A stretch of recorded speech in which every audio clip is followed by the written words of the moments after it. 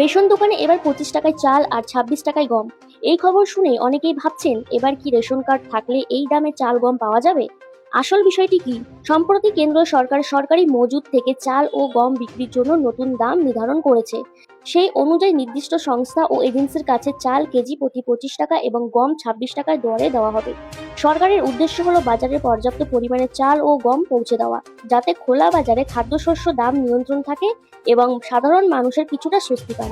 তবে এখানেই রয়েছে সবচেয়ে গুরুত্বপূর্ণ বিষয়। অনেকেই মনে করছে এবার থেকে দেশের সব রেশন দোকানে গিয়ে রেশন কার্ড দেখালেই 25 টাকার চাল এবং 26 টাকার গম পাওয়া যাবে, কিন্তু বাস্তবে বিষয়টি একেবারে তা নয়।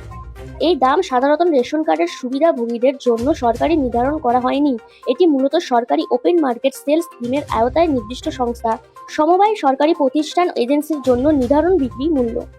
অন্যদিকে যারা জাতীয় খাদ্য সুরক্ষা আইনের আওতায় রেশন পান, তাদের জন্য আগের নিয়মেই কার্যকর থাকবে। অর্থাৎ আপনার রাজ্যে যে নিয়মে রেশন দেওয়া হচ্ছে সেই নিয়মেই চাল ও গম পাবেন। এই নতুন দাম আপনার রেশন কার্ডের দামে কোনো পরিবর্তন আনছে না। তাই সোশ্যাল মিডিয়ায় যে দাবি করা হচ্ছে এবার সব রেশন দোকানে 25 টাকার চাল আর 26 টাকায় গম পাওয়া যাবে, সেটি সম্পূর্ণ ঠিক নয়। খবরের একটি অংশ সত্যি হলেও সেটি সবার জন্য প্রযোজ্য নয়। তাই কোনো খবর দেখেই বিশ্বাস না করে পুরো তথ্য জেনে নেওয়া সবচেয়ে গুরুত্বপূর্ণ।